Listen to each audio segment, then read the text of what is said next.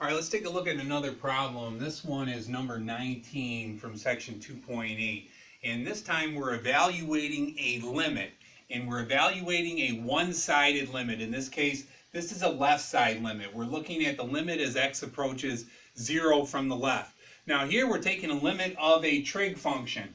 Now taking the limit of a trig function is no different than taking the limit of a polynomial, a rational function, a square root function, any other type of function.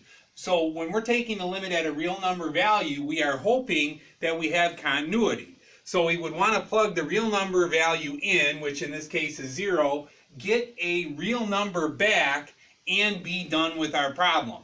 But in this case, we've got the sine of x over the absolute value of x.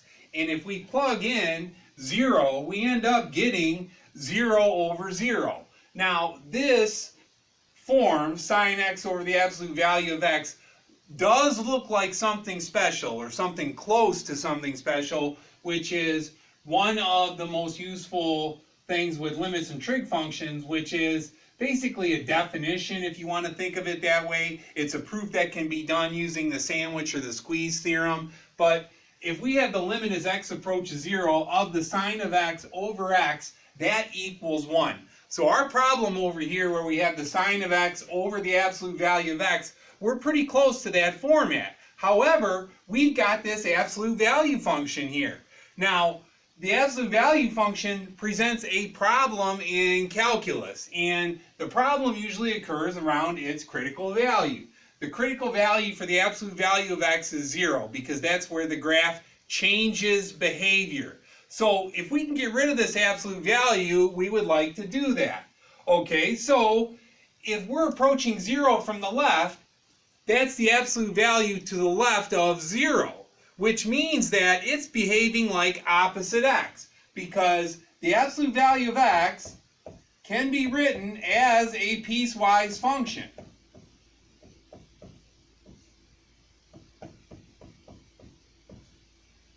So the absolute value of x as a piecewise function, it equals opposite x when we're to the left of 0. It equals x when we're to the right of 0. So because in this problem particularly, we are to the left of 0 for x, that means we can drop the absolute value and replace it with the opposite sign. Because the opposite sign is what the absolute value is going to do when we're to the left of 0.